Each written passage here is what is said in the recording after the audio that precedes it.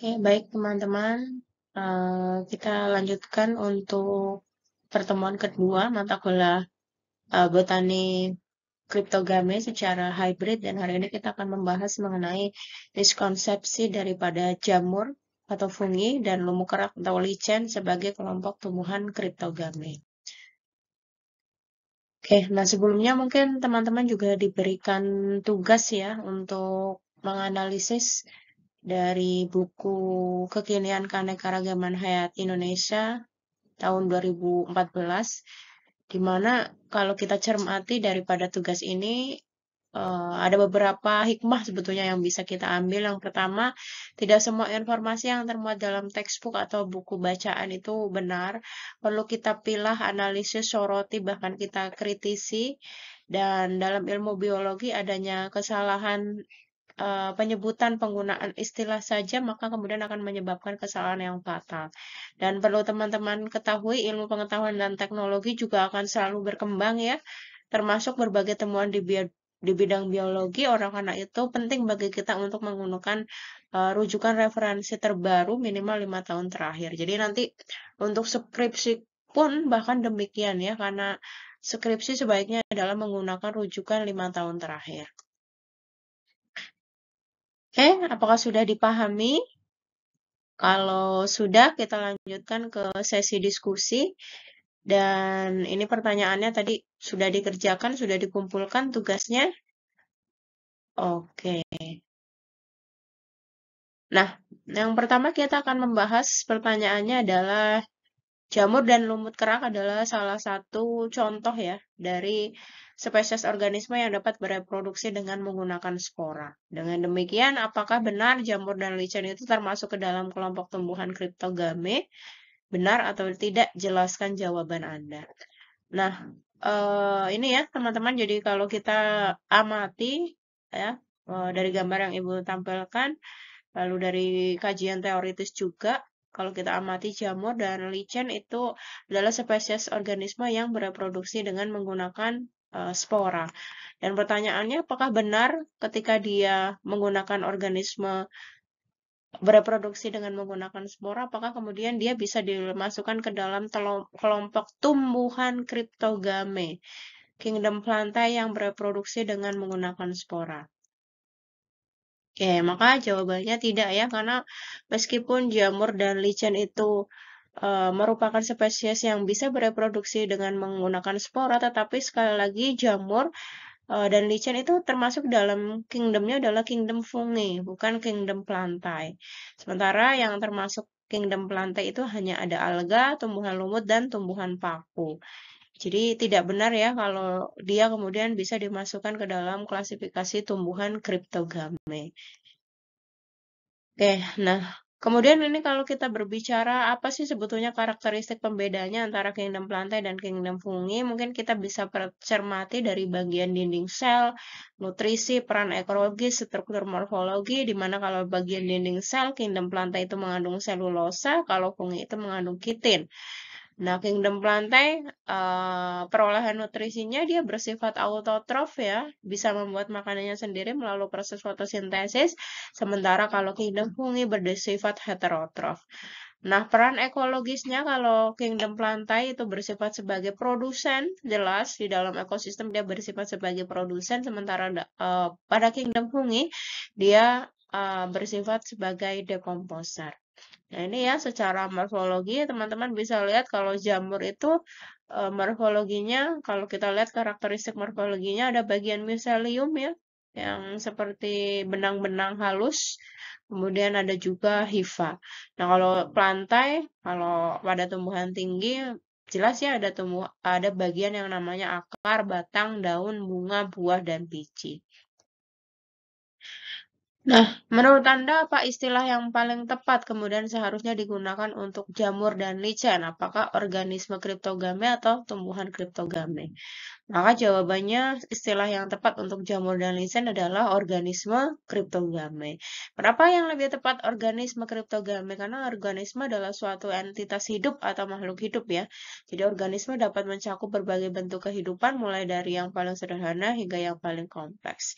Jadi maka istilah yang tepat untuk dia bukan tumbuhan kriptogame, melainkan organisme kriptogame.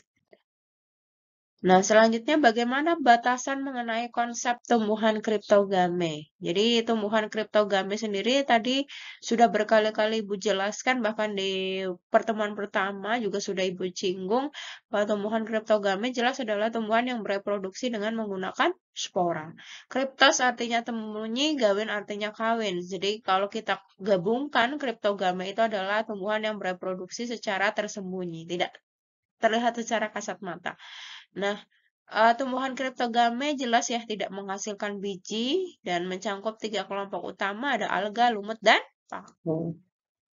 Nah, dalam bahasan bidang ilmu botani kriptogame, kemudian apakah benar jamur dan lichen termasuk bagian di dalamnya? Jika tidak, jelaskan jawaban Anda. Nah, tadi ini sudah dibahas ya, bahwa dalam bidang ilmu kriptogame tidak benar bahwa jamur dan lichen itu masuk ke dalam pembahasan mengenai botani atau kriptogame. Tidak benar, karena jamur itu memiliki sub ilmunya sendiri, yakni mikologi.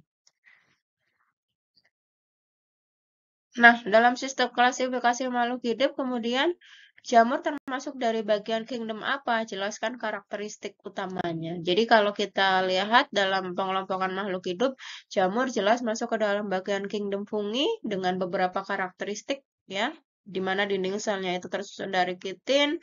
Sifatnya tadi berbeda dengan tumbuhan, jamur itu bersifat heterotrof, tidak melakukan proses fotosintesis. Tubuh terdiri dari struktur yang disebut miselium dan hifa, memiliki peran ekologis sebagai pengurai, tidak memiliki jaringan terdiferensiasi seperti xilem dan phloem. Beberapa jenis jamur juga membentuk hubungan simbiotik dengan makhluk hidup lain. Contohnya simbiotik antara jamur dan akar tanaman. Ini disebut dengan mycorrhiza, dan ada juga hubungan simbiosis antara jamur dan alga atau cyanobacteria yang kemudian membentuk entitas organisme yang disebut dengan lichen. Dan kalau kita lihat ukuran dan bentuknya, jamur itu ada yang berukuran mikro dan ada yang ukuran makro. Nah, dalam sistem klasifikasi makhluk hidup selanjutnya, lichen termasuk bagian dari kingdom apa? Jelaskan karakteristiknya. Jadi kalau lichen sekali lagi sama juga ya, masuk ke dalam bagian dari kingdom fungi karena apa?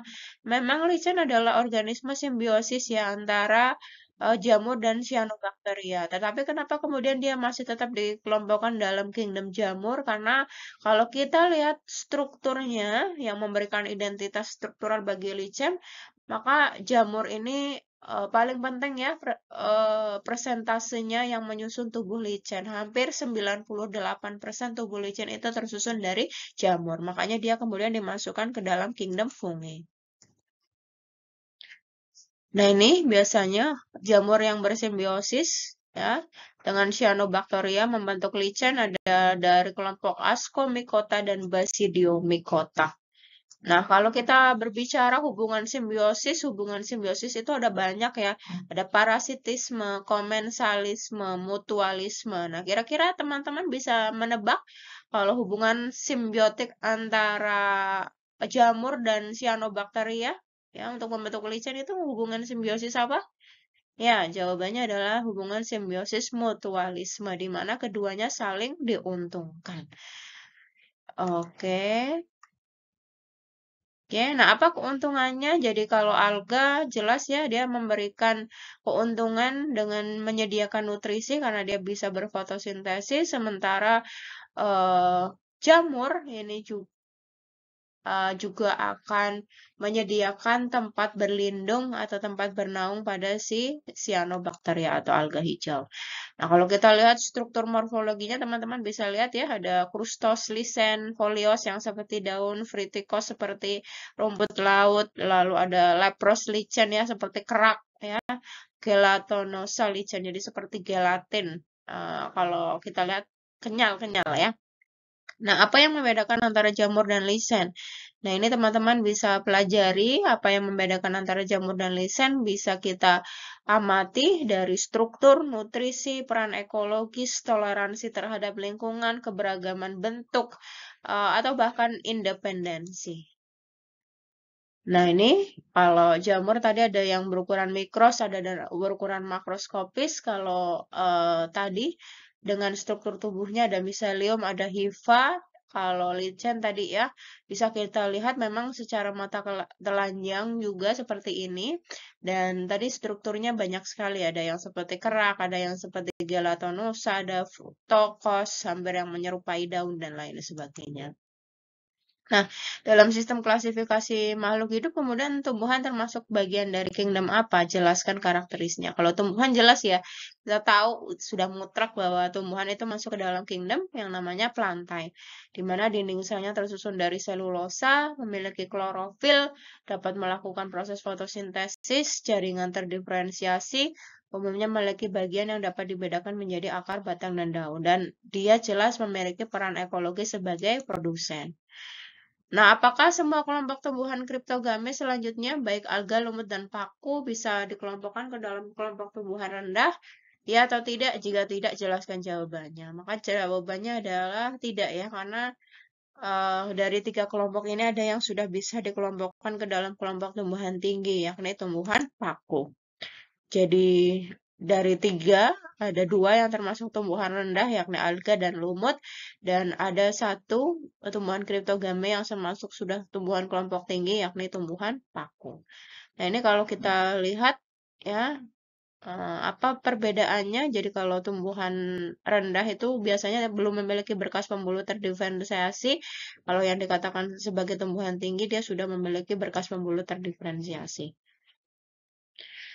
Nah, ada terbaru tentang tumbuhan tinggi, dahulu istilah penyebutan tumbuhan tingkat tinggi itu umumnya harus bereproduksi dengan menggunakan biji dan harus berpembuluh. Sementara sekarang eh, reproduksi dengan menggunakan biji dan meskipun beberapa kelompok masih menggunakan spora, tetapi karena sudah memiliki beras pembuluh, maka dia dikatakan sebagai tumbuhan tingkat tinggi. Oke, nah kemudian apa yang dimaksud dengan tumbuhan tingkat rendah? Tadi ya, belum memiliki berkas pembuluh yang lebih terdiferensiasi. Mengapa tumbuhan paku kemudian dianggap lebih maju daripada alga dan lumut? Maka jawabannya tadi ya, kalau tumbuhan paku sudah memiliki berkas pembuluh terdiferensiasi yakni xilem dan phloem. Oke, mungkin itu saja untuk pertemuan hibrid pada hari ini. Ibu kurang lebihnya mohon maaf apabila ada kurangan. Terima kasih. Wabillahi taufiq walhidayah. Wassalamualaikum warahmatullahi wabarakatuh.